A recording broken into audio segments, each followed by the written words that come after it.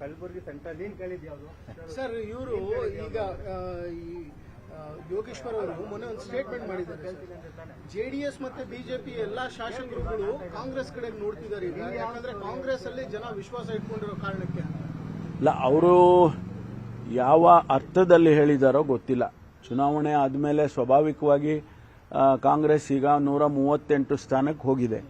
ಸುಭದ್ರವಾದ ಸರ್ಕಾರ ಇದು ಆಗುತ್ತೆ ಅಂತೇಳಿ ಇದೆ ಅಂತೇಳಿ ಅವರಿಗೆ ಆ ಭಾವನೆ ಅನಿಸಿರ್ಬೋದು. ಆದರೆ ಯಾರಾದರೂ ಕಾಂಗ್ರೆಸ್ ಪಕ್ಷಕ್ಕೆ ಬರ್ತಾರೆ ಅಥವಾ ನಾಳೆನೋ ನಾಡ್ದೋ ಕಾಂಗ್ರೆಸ್ ಪಕ್ಷ ಸೇರ್ಕೊಳ್ತಾರೆ ಅನ್ನೋದೆಲ್ಲ ಇದು too early to predict anything.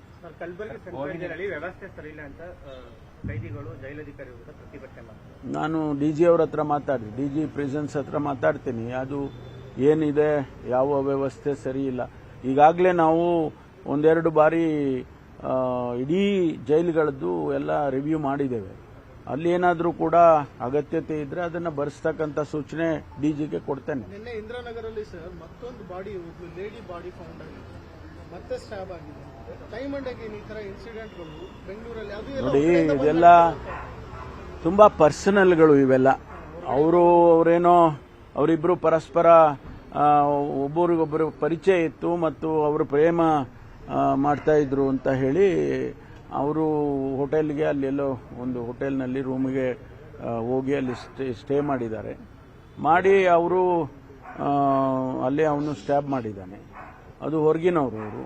ಅವರು ಅಸ್ಸಾಂ ಕಡೆಯವರೇನೋ, ಹೆಣ್ಣುಮಗಳು ಅವಳು ಅಸ್ಸಾಮಿನಿಂದ ಬಂದವರು ಮತ್ತು ಇವರು ಕೇರಳದವರು. ಇಂಥದ್ದೆಲ್ಲ ಇದನ್ನ ಬಹಳ ನಾವು ಎಚ್ಚರಿಕೆಯಿಂದ ನೋಡ್ತಾ ಇರ್ತೀವಿ. ಆದರೂ ಕೂಡ ಇಂಥದ್ದಾದಾಗ ಇಡೀ ಸಿಟಿಗೆ, ಬೆಂಗಳೂರು ಸಿಟಿಗೆ ಒಂದು ರೀತಿಯಲ್ಲಿ ಕೆಟ್ಟ ಹೆಸರು ಬರುತ್ತೆ.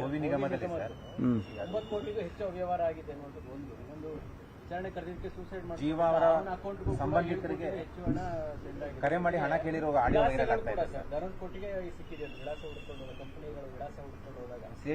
ಈಗ ಸಿಐಡಿ SIT ಇನ್ವೆಸ್ಟಿಗೇಷನ್ ಮಾಡ್ತಾ ಇದ್ದಾರೆ. ಸಂಪೂರ್ಣ ಆಗೋವರೆಗೂ ನಾವು ಅದ್ರ ಬಗ್ಗೆ ಏನು ಹೆಚ್ಚು ಹೇಳಕ್ಕಾಗೋದಿಲ್ಲ. ನಿಮಗೇನು ಮಾಹಿತಿ ಬಂದಿದೆ, ನನಗೂ ಅಷ್ಟೇ ಬಂದಿದೆ.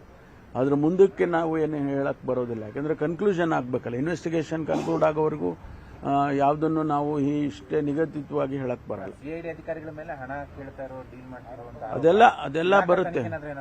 ಅದೆಲ್ಲ ಇಲಾಖೆನಲ್ಲಿ ಅಂಥದ್ದೆಲ್ಲ ಬಂದಾಗ ಬೇರೆ ರೀತಿಯಲ್ಲಿ ನಾವು ತನಿಖೆ ಮಾಡ್ತೇವೆ. ಖಂಡಿತವಾಗಿ ಸೀನಿಯರ್ ಆಫೀಸರ್ಸ್ನ ಅದಕ್ಕೆ ಇಂಟ್ರೆಸ್ಟ್ ಮಾಡಿ ಆ ತನಿಖೆಯನ್ನು ಮಾಡ್ತೀವಿ. ಬಟ್ ಇವ್ರದ್ದು ಇಲ್ಲಿ ಆಗಿರೋದನ್ನ ಸಂಪೂರ್ಣ ಆಗೋವರೆಗೂ ನಾವೇನು ಹೇಳಕ್ ಬರಲ್ಲ.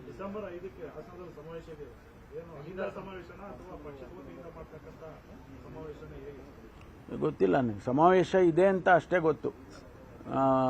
ಇದು ಪಕ್ಷದಿಂದ ಮಾಡ್ತಾರಾ ಅಥವಾ ಬೇರೆ ಕಾರ್ಯಕರ್ತರು ಸೇರಿ ಮಾಡ್ತಾರಾ ಅಂತ ಗೊತ್ತಿಲ್ಲ. ಸಮಾವೇಶ ಅಂತೂ ಇದೆ ಅಂತ ಹೇಳಿದ್ದಾರೆ. ಇರ್ಬೋದು, ಗೊತ್ತಿಲ್ಲ ನನಗೆ. ಅದು ಯಾರು ಮಾಡ್ತಾ ಇದ್ದಾರೋ ಅವ್ರನ್ನ ಕೇಳಬೇಕು. ನಾನು ಕೇಳಿದ್ರೆ ಹೆಂಗೆ ಹೇಳೋದು? ಅಗತ್ಯ ಇದೆಯಾ ಇಲ್ವಾ ಅಂತ. ನೋಡಿ, ಯಾವುದೇ ಸಮಾವೇಶಗಳು ಮಾಡೋದಕ್ಕೆ ಯಾರು ಕೂಡ ಬೇಡ ಅಂತ ಹೇಳೋದಿಲ್ಲ. ಆದರೆ ವಿತಿನ್ ಸರ್ಟನ್ ಗೈಡ್ಲೈನ್ಸ್ ಅಲ್ಲಿ ಮಾಡೋದಕ್ಕೆ ಯಾರ್ದು ಅಬ್ಜೆಕ್ಷನ್ ಇರಲ್ಲ. ಅವ್ರು ಏನಕ್ಕೆ ಮಾಡ್ತಿದ್ದಾರೆ, ಯಾರು ಮಾಡ್ತಾ ಇದ್ದಾರೆ ಅದೆಲ್ಲ ನನಗೆ ಮಾಹಿತಿ ಇಲ್ಲ. ಮಾಡ್ತಿದ್ದಾರೆ ಅಂತ ಕೇಳಿದ್ದೇನೆ.